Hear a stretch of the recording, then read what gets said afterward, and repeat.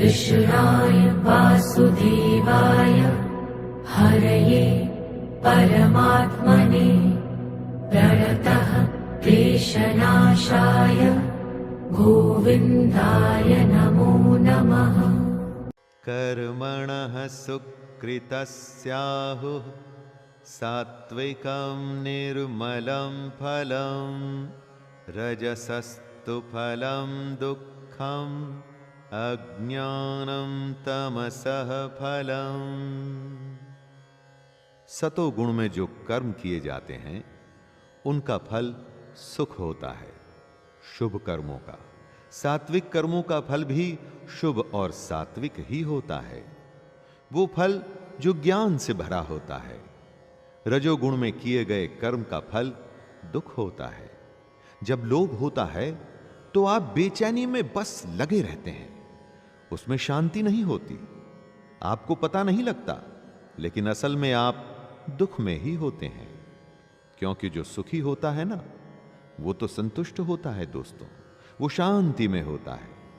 और तीसरे गुण तमोगुण में किए गए कर्म का फल अज्ञान होता है।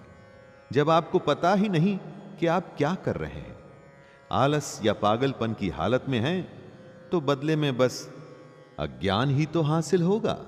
सत्त्वात् संजायते ज्ञानं रजसो लोभ एव च प्रमादमोहौ तमसो भवतो ज्ञानमेव च।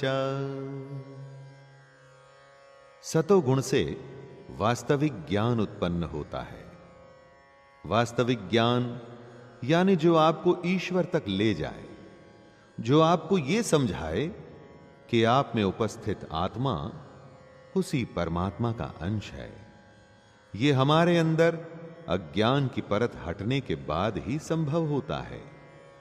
रजोगुण से निश्चित रूप से लोभ ही उत्पन्न होता है। लोभ कभी न खत्म होने वाली हालत होती है। आपको लगता है कि बस इतना हो जाए और उसके बाद आप रुक जाएंगे। ना, लोभ कभी नहीं रुकने देता दोस्तों। और तमोगुण से निश्चित रूप से प्रमाद, मोह, अज्ञान ही उत्पन्न होता है। इसीलिए तमोगुण तीनों में सबसे बुरी अवस्था होती है।